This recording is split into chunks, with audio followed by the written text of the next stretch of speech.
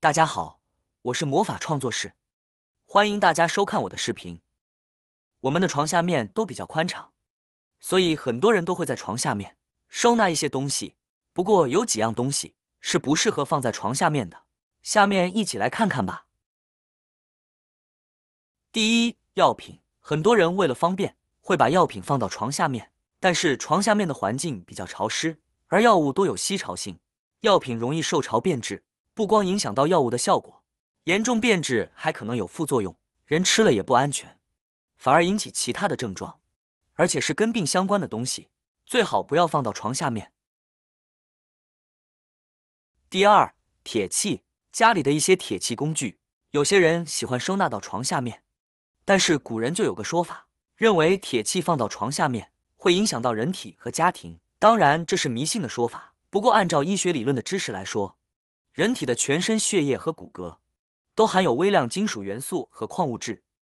每天受到天体和地球南北极磁场的影响，形成一定的规律和习惯。如果把一些铁器和尖锐的物品放到床下面，容易让人失眠、郁闷、精神恍惚，所以这些东西最好不要放到床下面。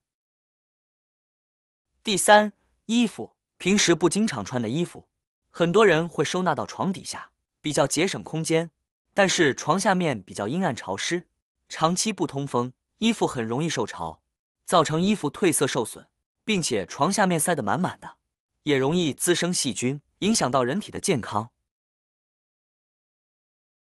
第四，鞋子，把鞋子放到床下面是很多人的习惯，但是在外面穿了一天的鞋子就不要放到床下面，不光会给床下面带来很多细菌，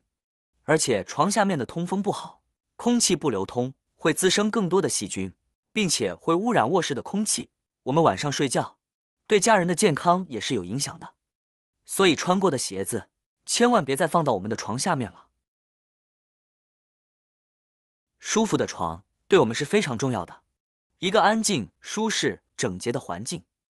才能让我们更好的休息。一些不适合的东西就不要多塞到床下面了。好啦，今天的视频内容呢就分享完了。喜欢我的视频的朋友们，记得点赞、转发、分享哦。希望可以帮助到更多的朋友。或许你有更多更实用的小技巧，欢迎评论区留言分享哦。点击我的视频头像，还可以观看更多的生活技巧。每天呢都会分享不同的精彩视频，别忘了关注我哟。感谢您的支持，我们下期再见了。